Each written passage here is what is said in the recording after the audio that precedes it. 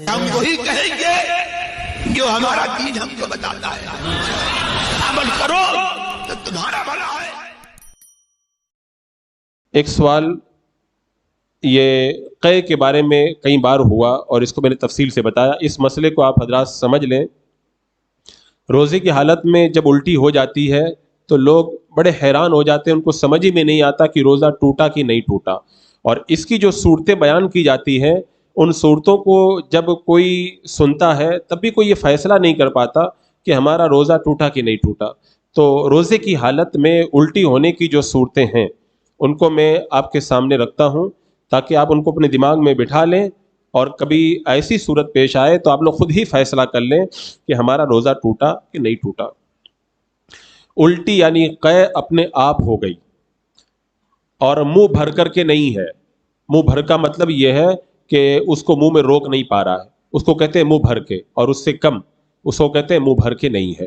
تو اگر کسی کو خود بخود الٹی ہوئی اور منہ بھر کر کے نہیں تھی بلکہ منہ بھر سے کم تھی تو حکم یہی ہے کہ اس سے روزہ نہیں ٹوٹتا ہے۔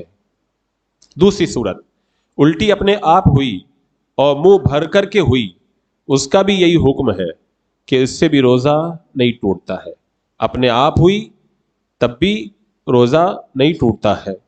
تیسری صورت یہ ہے کہ قے خود بخود نہیں ہوئی بلکہ اس نے جان بوجھ کے، مطلب منہ میں انگلی ڈال کے قے کی یا کسی طریقے سے اس نے الٹی کی۔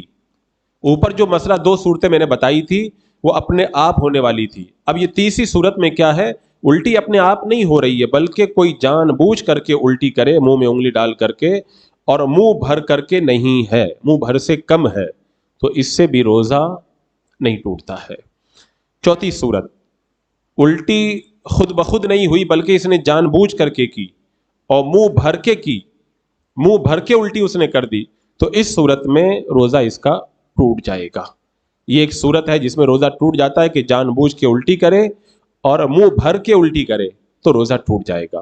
اور پانچویں صورت کہ قے جو ہے منہ بھر کر کے ہوئے، منہ بھر کے قے ہوئی اور اس نے اس الٹی کو جو ہے واپس اپنے منہ میں لے لیا، یا چنے کے برابر جو ہے واپس اس نے نیچے اتار لیا، تو ایسی صورت میں روزہ ٹوٹ جائے گا۔ تو یہ دو صورتیں ہیں روزہ ٹوٹنے کی جن میں روزہ ٹوٹ جاتا ہے، باقی جو اوپر تین صورتیں بیان کی گئی ان تین صورتوں کے اندر روزہ نہیں ٹوٹتا ہے۔ آخر میں خلاصے کے طور پر میں بتا دوں کہ صرف دو صورتوں میں الٹی سے روزہ ٹوٹتا ہے، صرف دو صورتوں سے۔ آپ خالی ان دو صورتوں کو یاد رکھیں۔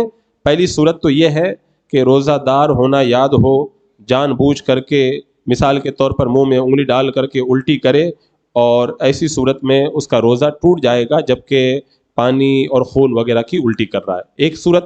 دوسری صورت یہ ہے بغیر اختیار کے الٹی ہوئی لیکن اس نے منہ بھر کے جو الٹی تھی اس کو واپس اپنے منہ کے اندر لوٹا لیا، حلق کے نیچے اتار لیا، تو اس صورت میں بھی روزہ ٹوٹ جائے گا۔